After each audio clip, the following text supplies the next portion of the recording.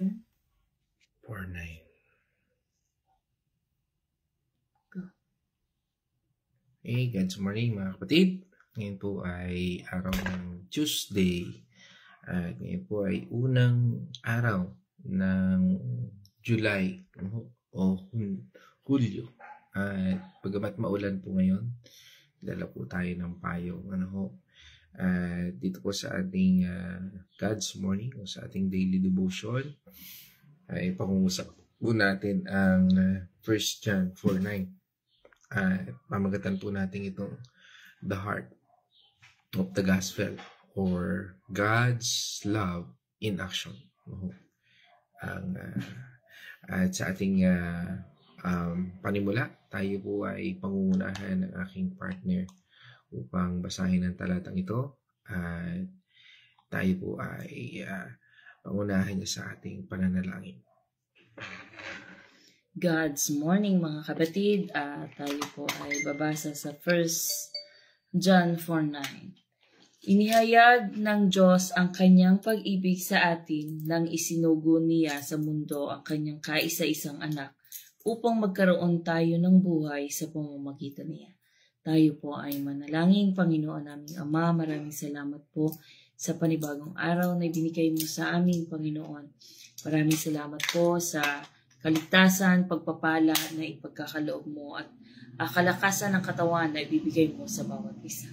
Maraming salamat po, Panginoon, sa patuloy na paggabay mo sa amin at ganoon din po, Panginoon, pinapanalangin po namin ang mga may sakit na nakakarinig ng iyong mga salita. Kagalingan po ang aming hiling sa bawat isa sa kanila, lalo na po si Ate Marta na nagdadanas ng sakit sa kanyang dibdib at likod, Panginoon. At si Kuya Chris, si Chakina, alam po namin na kayo po magpapagaling sa bawat isa sa kanila at sa mga hindi pa nabanggit na pangalan na nagdadanas ng kanilang sakit, Panginoon. Maraming salamat po. Ganon din po, Panginoon, patawarin mo po kami sa aming mga nagagawang kasalanan, Panginoon. Patuloy mo po kami patnubayan, Panginoon, at i-guide niyo po, itama niyo po ang aming mga maling kaisipan, Panginoon. Maraming salamat po. At sa aming mga matututunan ngayon dito sa aming devotion ay nawa gabayan po kami, Panginoon. I-guide niyo rin po kami paano namin magagawa ang lahat ng mga bagay na gusto mong ipagawa sa amin. Maraming salamat po. Ang lahat po ng ito ay aming tinataas sa pangalan ng inyong anak na si Jesus. Amen. Amen. So, ang ating paksang ito ay popular na at marami na sabi nga ay makikita tayo niya na mga nakasulat sa t-shirt, billboards, at napakaganda ho nito, Kaya bago natin lubusang siyasatin ang talatang ito, ay dito sa ating binasang talata, tingnan muna natin yung konteksto nito para mas lalo po nating maunawaan ang mensaheng ito. Isipin natin, ito pong sulat na ito ni Apostol Juan, ay sinulat sa panahon ng malaking pagkalito, pag-uusig sa mga Kristiyano. Dahil maraming panahon po na ito, nung sinulat niya ito, ay maraming mga huwad na guro ang nagsisikap na sirain ang pundasyon ng pananampalatayang Kristiyano. Sabi nga po ay marami po yung nagtuturo ng mga doktrina na taliwas po sa tunay na pagtuturo ng ating Panginoong Hesus. At sa gitna po ng kaguluhan, ang liham ni Apostol Juan, the John the Beloved, ay isang liwanag ng pag-asa, isang matibay na paninindigan sa katotohanan. Hindi lang basta, sabi nga po, ito ay isang intellectual exercise.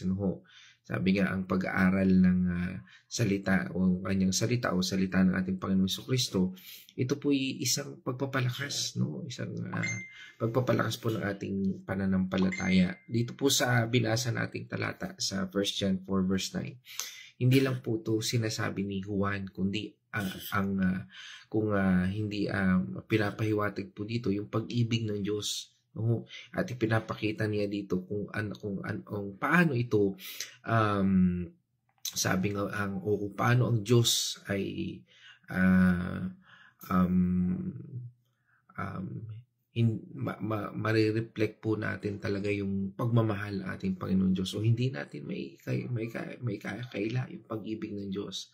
Kaya nga mga kapatid, ang talatang ito ay hindi lang basta isang masasabi nating theological concept. Ito po ay isang personal na imbitasyon upang maunawaan natin at tanggapin ang dakilang pag-ibig na inalay ng ating Panginoong Hesus. Sabi nga, napakadakila po ng ginawa niya yun 2,000 years ago.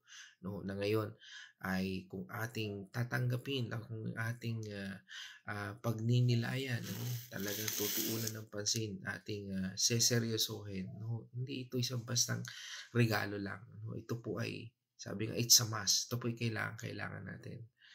Sabi nga, dito po sa ating tinatalakay ngayon, no, ay hayaan po nating palakasin nito ang ating pananampalataya sa ating Panginoong Jesucristo, na ang buhay at pagkamatay, siya nga po ay nabuhay at namatay sa atin. Sabi nga, ito yung malaking pagpapahayag ng pag-ibig ng Diyos sa atin. No? Hayaan nating maging inspirasyon ito upang tayo po ay sabi nga po ay mabuhay ng may pag-ibig at paglilingkod sa iba, na ito po ay sumasalamin sa pag-ibig na una nating natanggap. No? Sa ganitong paraan, tayo po ay magiging tunay ng mga saksi sa kapangyarihan at kagandahan ng pag-ibig ng Diyos. Sabi nga, ito yung pag-ibig na walang katulad. No? At ang talatang ito po ay nagtuturo sa atin na ang isang simple, no, pero napakalalim na katotohanan, ano po yun, yung pong pag-ibig ng Diyos ang siyang nag-uudyok ng pagkilos, no, upang iligtas tayo. Yan yung pong pagkilos ng Diyos, no. Yan po ang dahilan kung bakit niya ginawa ang bagay nito, pag-ibig. Kumbaga sa hindi man tayo karapat-dapat, pero iniligtas niya tayo. Bakit? Kasi nga po, mahal tayo ng Diyos. Kaya wag nating isipin na tayo dumaranas ng kalungkutan, bigati, o karamdaman, pagkabalisa, o ano pa mang bagay na nararamdaman natin. No, lagi nating isipin, mahal tayo ng Diyos. Sabi nga po, hindi lang ito basta sinabi ng Diyos na mahal niya tayo. No? Hindi lang isang sinabi na ganun, kundi pinakita niya ito sa pamamagitan ng pagsugo niya sa kanya nag-iisang anak, si Jesucristo, na nagdulot ng kamatayan sa krus. Isang pagmamahal, isang layunin na tumatatak, no? Hindi lang dapat sa isipan natin, kundi sa puso natin. Kaya nga bago tayo magreklamo, bago tayo magdamdam sa Panginoon, isipin muna natin, mahal tayo ng Diyos.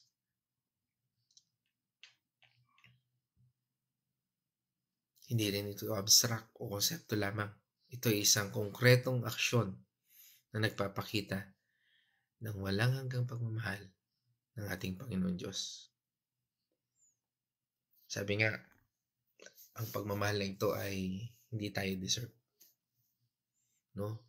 Ito'y isang regalo, it's a gift na libre at walang kapalit. No?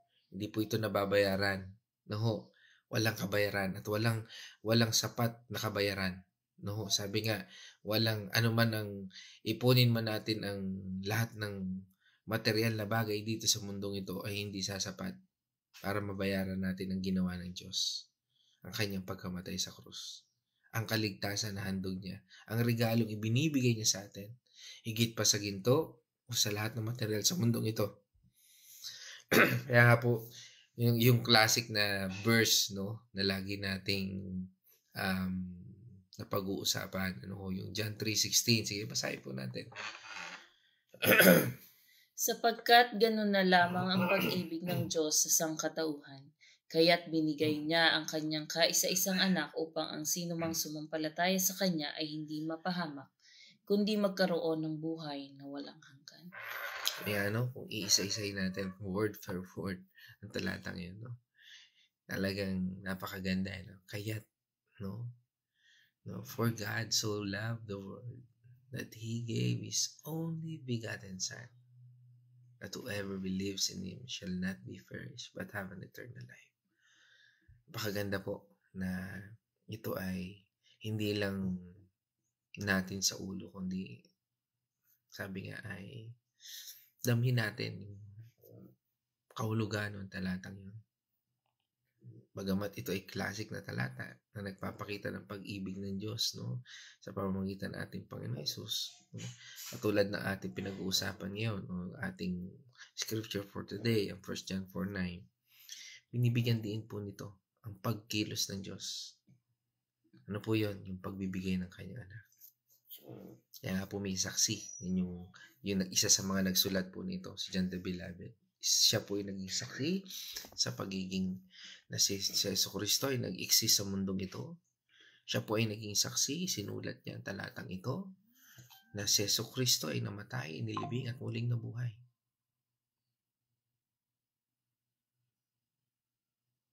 At ito po ay bilang patunay ng pag-ibig ng Diyos. Pinapatunayan po nito na kahit na tayo ay hindi deserve, tayo ay minahal ng Panginoon Diyos. Sabi nga dun po sa Romans 5 verse 8, no? Ngunit ipinadama ng Diyos ang kanyang pag-ibig sa atin nang mamatay si Kristo para sa atin noong tayo'y makasalanan pa. Amen. Sabi nga po, pinatunayan, no? Bakit? Hindi tayo inibig ng Panginoon Diyos kasi mabait na tayo. Hindi tayo inibig ng Panginoon Diyos kasi magaling na tayo. No? Sabi nga, ngayon, kung palagay mo hindi ka karapat-dapat, pwede kang ibigin ng Diyos. Ikaw at ako ay mahal ng Diyos. At ang gusto lang mangyari ng Panginoon Diyos, ang gustong maiparealize sa atin ng Panginoon Diyos, tayo ay lumapit sa Kanya. Tanggapin natin ang regalong ito na handog ng Panginoon Diyos. Sabi nga sa atin, di ba, ng Ephesians 2, verse 4 and 5. Subalit napakasagana ng habag ng Diyos at napakadakila ng pag-ibig niya sa atin. Tayo'y binuhay niya kasama ni Kristo noong tayo'y mga patay pa. Dahil sa ating pagsuway, naligtas nga kayo dahil sa kanyang kagandahang loob. Amen. Ibig sabihin nun tayo mga patay pa, hindi naman tayo namatay. Tandaan po natin, ang bunga ng pagsuway ni Eva at Adan, ayan ang pagkamatay ng espiritu. Kaya nga po nung si Kristo ay dumating dito, the second Adam, at tinanggap natin, nabuhay muli ang espiritong yan. Kaya nga po nung tinanggap natin si Kristo sa ating pananampalataya, yung espiritong namatay dahil sa kasalanan ni Eva at Adan ay muling nabuhay. Kaya nga po kailangan nating tanggapin si Kristo bilang upang tayo mabuhay na muli. Kaya nga po tayo sinasabing na born again. At ito isang regalo. Sinasabi doon sa Ephesians 2:4-5. Sabi nga, ang pagkabuhay na muli ng ating Panginoong Kristo ay ang pinakamahalagang bunga ng pag-ibig ng Diyos at ang garantiya na walang hanggang buhay na ipinapangako dito sa ating talatang ito na ating pinag-aaralan ngayon sa 1 John 4:9. Kaya sabi po sa atin ng 1 Corinthians 15, verse 13 and 14. Kung totoo iyan, lilitaw na hindi muling binuhay si Kristo. 14. At kung si Kristo ay hindi muling binuhay, walang kabuluhan ang aming pangangaral at walang katuturan ang inyong pananampalataya. Kung pagpapatunay po doon, ano, sinasabi ng mga apostol. No? Sabi nga po, ang kaligtasan ay sa pamamagitan at biyaya, hindi sa gawa ng tao. Kaya nga po, sinasabi doon ng butihing pastor, no, ni Titus, no, o ni Tito, no, mula po doon sa Tito 3:5 or Titus 3 verse 5. Iniligtas niya tayo hindi dahil sa ating mabubuting gawa, kundi dahil sa kanyang habag sa atin. Tayo'y ipinanganak na muli sa pamamagitan ng tubig at tayo rin ay binago ng Espiritu Santo. Amen. So yung simbolismo ng tubig na tayo ay nakikiisa sa ating Panginoong Kristo ang siyang nagbibigay sa atin na tayo ay muling nabuhay, no? At ang buhay na ito, sabi nga ay napatungkulan din natin kahapon na parang isang dumadarang sa isang apoy na ginto, ano ho, ay siyang buhay natin ngayon na binabago ng Diyos unti-unting. Sabi nga ay tinatanggal ang mga kalawang sa ating karumihan, sa ating isipan, sa ating gawa, sa ating mga kilos, pananalita. At ang pag-ibig nito ay hindi natin deserve. Ngunit ito'y malayang ibinigay sa atin bilang isang regalo na siyang nagbibigay sa atin ng buhay na walang hanggan. At ito po ay, sabi nga, ang ating tinatalakay ngayon dito sa 1 John 4:9 ay nagbubunyag ng isang dakilang katotohanan. Ito po yung katotohanan na ang tunay na kalikasan ng Diyos ay ang pag-ibig. Siya ang pag-ibig. Hindi siya isang malupit o Diyos na nagpaparusa, no? Kundi isang Diyos na puno ng awa, habag at pagmamahal sa ating lahat. Ang pagsugo ng ating Panginoong Hesus ay hindi isang aksyon na bunga ng galit o paghihiganti, kundi isang pagpapahayag ng kanyang walang hanggang pag-ibig at pagnanais na makasama tayo sa walang hanggan o mailigtas tayo sa karumihan ng mundong ito, sa karumihan ng isipan natin, sa karumihan ng ating pananalita, sa karumihan ng ating mga gawa, mga pagkilos. No, isipin po natin yung kwento ng ng prodigal son, doon sa Luke 15:11-32. Huwag na natin basahin po 'yon, i-take note yun na lamang po. Di ho ba yung prodigal son, so, nagpapaalam naman natin yun, talagang kinuha niya yung mana, nagpakasasa siya, pero na-realize niya na siya ay nagkulang, nagkamali, no? Parang, pero ang tutusin, no? Kaya niya na-realize yun kasi nagutom na siya, no? Naghirap na siya, no? Nahirapan na siya sa kanyang buhay. Sa buhay natin, minsan na dumarating din tayo para tayong prodigal son, no? Na dahil sa namumuhay tayo in carnality or sa pag ikaw man ay mananampalataya, pero ang iyong pananampalataya ay carnal o nandun ka sa carnal faith, no? Nakatuon ka doon sa mga material na bagay, hindi doon sa spiritual na bagay, ay hindi mo makita yung tunay na layunin ng Diyos, no? Parang prodigal son din po, no? Dito ang ama ay, sabi nga doon sa parabola, ay kumakatawan sa Diyos kahit na ang anak ay nagkasala at lumayo sa kanya, ang ama ay patuloy na nagmamahal at naghihintay sa kanyang pagbabalik. Ganun din po ang Diyos sa atin. Kaya nga po nung bumalik yung anak, sinalubong siya ng ama nang may bukas na bisig, hindi ang pagkukondena ang parusa. Take note po natin yun. Ang Diyos hindi niya inisip na, nakita mo na ang kasalanan mo, ganito. Hindi. Wala po siyang ganon. Kundi pagmamahal. Ganon din po ang Diyos sa buhay natin. Kung tatanggapin natin ating Panginoong Diyos, hindi naman niya tayo susumbatan.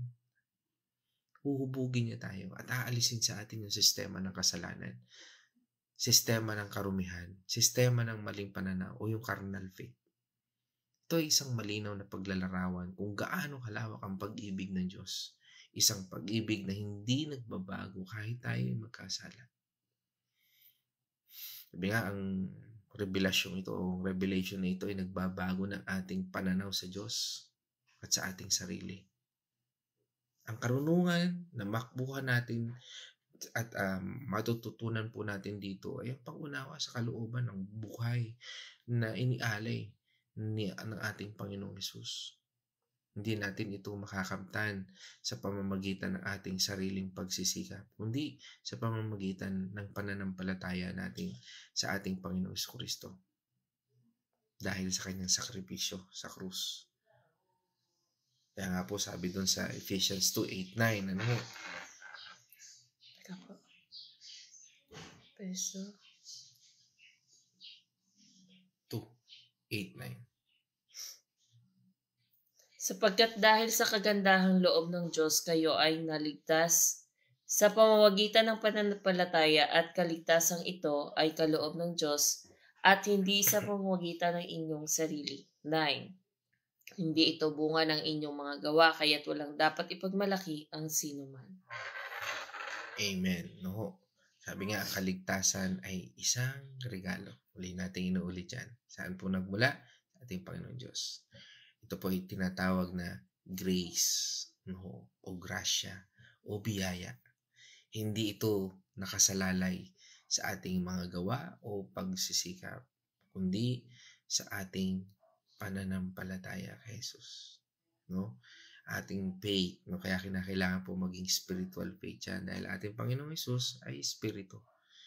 Pinapakita nito na hindi natin may pagmamalaki ang ating kaligtasan dahil ito ay mismong kaloob ng ating Panginoon Diyos. Siya mismo nagbigay.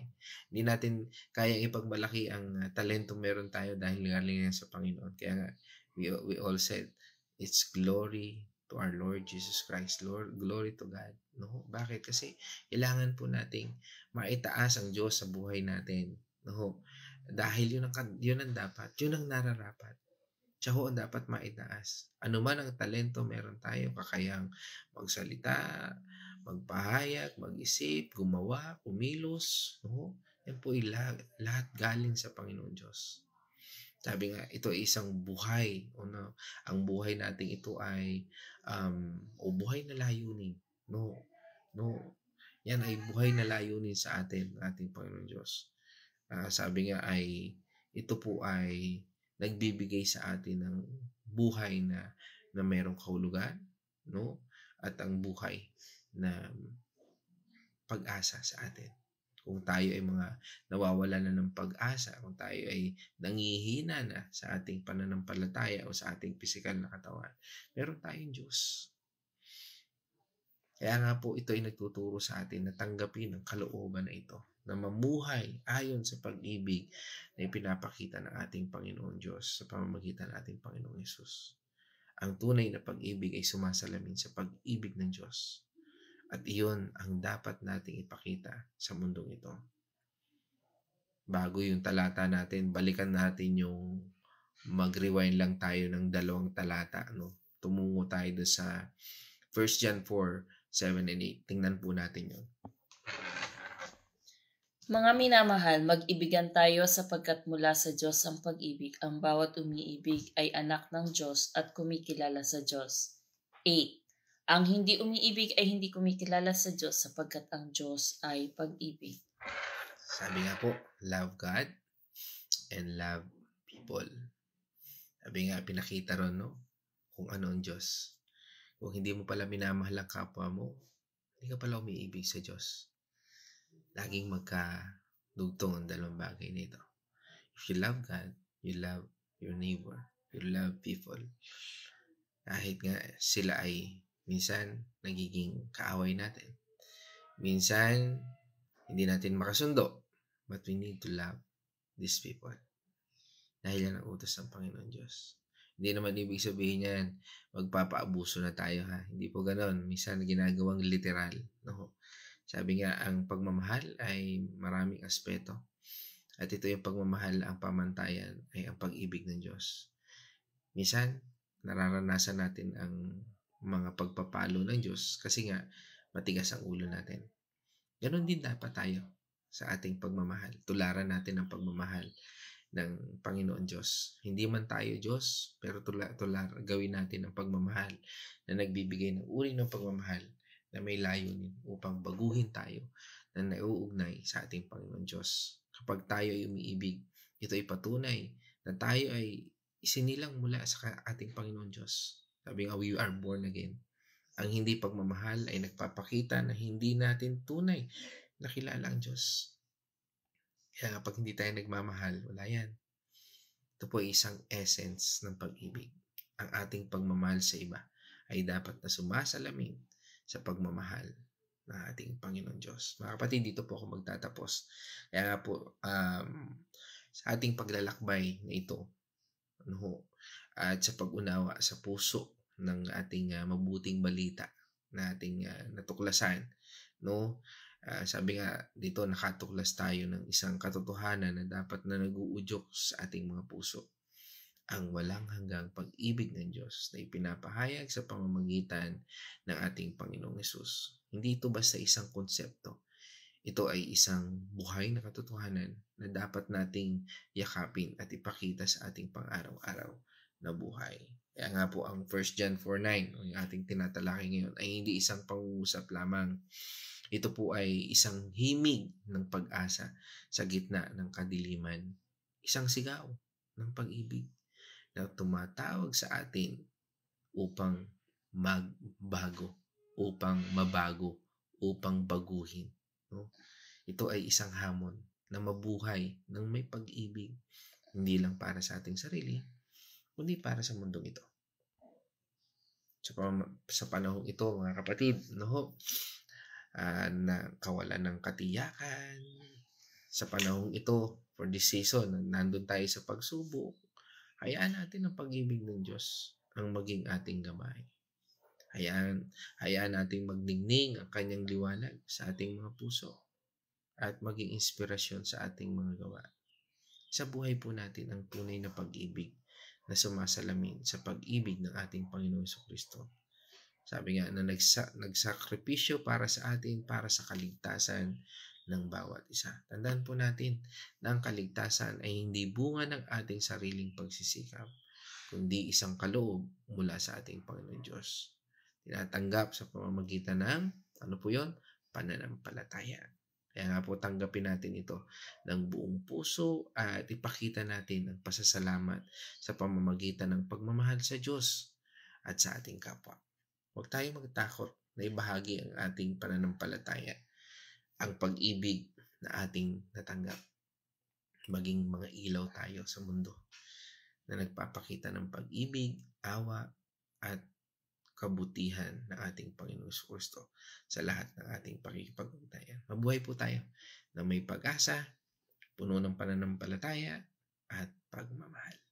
Sapagkat ang Diyos ay pag-ibig at ang kanyang pag-ibig ay walang hanggan. Amen?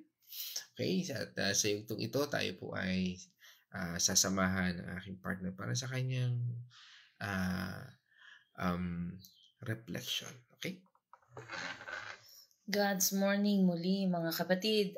Dito po sa ating napag-aralan ay pinapakita po dito na kung gaano tayo kamahal ng ating Panginoon, kung ano ang sakripisyong ibinigay niya upang tayo'y maligtas, upang tayo'y mabuhay sa kamatayan. Gaya po ng sabi kanina na hindi naman physical na kamatayan, kundi spiritual na kamatayan na ating minana sa ating kay Eva at Adan. So, tayo po ay ganun po kalaki ang pag-ibig ng Diyos sa atin na ultimo kanyang sariling anak ay ibinigay niya upang tayo ay maligtas, upang tayo ay matubos sa ating mga nagawang kasalanan noon, ngayon at sa susunod na panahon. Dito din po pinapakita na ang Panginoon ay hindi madamot sa pagmamahal basta ikaw ay lumapit sa Kanya. Kung ano man yung kasalanan na iyong ginawa ay kaya niyang patawarin basta i-confess mo lang.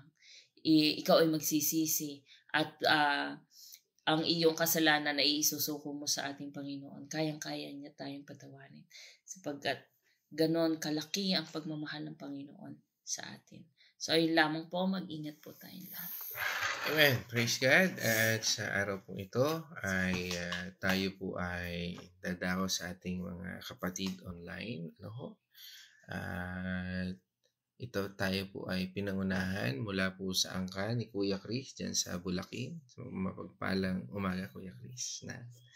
At yan, Kuya Chris Artillaga. Shout out ang buong angkan ng Artillaga. Yan. Kasama rin natin si pinangaluahan tayo po ni Nanay Winnie dyan sa Villa Escudero. At batiin natin ang buong angka ng Patual Dalangin. Yan. At yan, kasama rin natin siyempre ang Ate Marta. Kumusta ang ating pakiramdam? Yan, Ate Marta Artillaga. At ang aking partner, si Architect Arnel. Ito nga naman, no? It's nice to see you here. Yan, no? God's morning, Architect Arnel Capadosa. Yan, kasama rin po natin. Yan. At batiin natin ang buong angkan ng Capadosa ng Tarlac, Capas, no? Barangay Kutkut, Disekit. Yan. Tayo rin po ay sinamahan mula po sa angkan ng Liliw. Yan. ang angkan ni Nanay Edna Arocena. Yan, good morning po. Yan, okay. Yan, at syempre kasama rin po natin ang aking cousin mula sa Alamada, Cotabato, Lilibet Chua. Yan. At batiin natin ang clan ng Getgano Chua. Yan, family. Yan. Dyan sa Alamada. At yan, good morning. At syempre kasama rin po natin ang mula po sa lugar ng Bacolod, ang angkan ng Pios, no? Ang Kuya George, yan. At sa lugar naman ang angkan ng din sa Concepcion at Iloilo, ang Azucena at Tanyo, yan, ang buong angkan ng Azucena at Tanyo na pinangunahan ni Ate Carmeline. Sama rin natin ang angkan ng Getgano Mercado, muli, no? Ang aking nanay, Corazon Mercado. Yan, dyan sa Santa Rosa, Laguna. Yan, okay. Prayer request kay Kuya Chris, no? Para kagalingan kay Ate Marta. Yan. Sa kanyang sakit ng katawan, no? Yan. Galing ka ng ating Panginoon Diyos. Yan. Kasama rin po natin ang mula po sa angkan ni Dr. Julia C. No? Diyan sa Osamis. Yan. Sino pa? Yan. At syempre kasama rin po natin ang buong angkan ng Andal Artellaga sa pangunguna ni Pastora Fe. Yan, diyan sa Kings Row, no? Yan sa San Pablo City, no? Dito po sa San Pablo City. At ayan, sino pa? And prayer request din kay Angelina Silang. Yan, ano kaya nangyari kay Angelina Silang? Okay. Okay. Siyempre, shoutout na rin natin yung buong angkan ng Castillo Mandigma, pangunguna na aking asawa. Yan. Nakinood na rin siya. Kasama lang natin kanina. At siyempre, ang buong angkan ni Ma'am Hazel Esmundo. Yan, ang ating kapatid na ito. Ang bossing ng St. Peter. Yan. Batiin natin ang buong angkan ni Ma'am Hazel Esmundo. At healing prayer para kay Caroline. Paano si Len? Okay, sige, tayo ay manalangin, mga kapatid. Tayo po ay manalangin, no? Let's all pray. O naming Diyos na makapangyarihan, salamat po Panginoon sa yugtong ito, sa amin pong pag-aaral ng 1 John 4:9. At ito po ay pinamagatang The Heart of the Gospel, God's Love in Action. Patuloy Panginoon na kami ay nagpapasalamat, nagpupuri sa iyong katagumpayan sa gawaing ito na siyang patuloy Panginoon na ina-acknowledge namin na ang iyong banal na espiritu ang siyang gumabay sa amin at siyang tunay na nagturo sa bawat isa sa amin. At sa kapangyarihang ito, Panginoon, kami po ay nagpapasalamat sa lahat ng katagumpayan. Maging ito man ay sa kagalingan, lahat ng may karamdaman, kay Caroline, kay Angelina sila, kay Ate Marta, kay Chakinay, at sa lahat po ng may karamdaman, Lord, sa araw na ito. At pinapanalangin din po namin ang comfort ng bawat pamilya na nagdadalamhati sa pagkawala ng kanilang mahal sa buhay. At itinadalangin din po namin ang bansang Pilipinas, Panginoon, sa mga leader na natayo na lukluk, Panginoon, na upang pangasiwaan ang mundong ito. Dinadalangin po namin, Panginoon, na ikaw po ang patuloy na mangusap sa bawat isa at patuloy na magbigay ng wisdom, Lord, upang mapamahalaan ang bansang ito na may pag-ibig na katulad na sinasabi po ng ating Panginoon. Na sinasabi nga po ang bawat tao na umiibig sa Diyos ay siyang umiibig, Panginoon, sa kapwa. Bigyan niyo po, Panginoon, ang aming mga leader, Panginoon, ng puso na nagmamahal sa bayan, nagmamahal, Lord, hindi sa salapi, kundi, Panginoon, nagmamahal sa bawat tao sa mundong ito. Salamat, Panginoon, sa lahat ng ito at patuloy po namin idinadalangin ng bawat isa, especially, Lord, na aming mga nakasama, na alam mo, Panginoon, ang bawat nararanasan nila, Panginoon, kung sila man ay sinusubok, kung sila man ay anuman ang emosyon na nasa kanilang puso. Pangunahan mo po ang bawat isa at bigyan kami, Panginoon, ng knowledge and wisdom upang makita po namin at maunawaan ang bawat pagkilos na dapat namin gawin. Sa lahat pong ito, ikaw po ang aming pinupuri at pinasalamatan at patuloy, Panginoon, na pinasalamatan namin ang tagumpay na iyong ipapakita sa bawat isa sa amin. Ikaw po maghari sa aming buhay na ito at patuloy na gumabay sa lahat ng aming gagawin, isipin, sasabihin, Panginoon, at ito po ay aming dalangin sa pangalan ng aming Panginoon at tagapagligtas.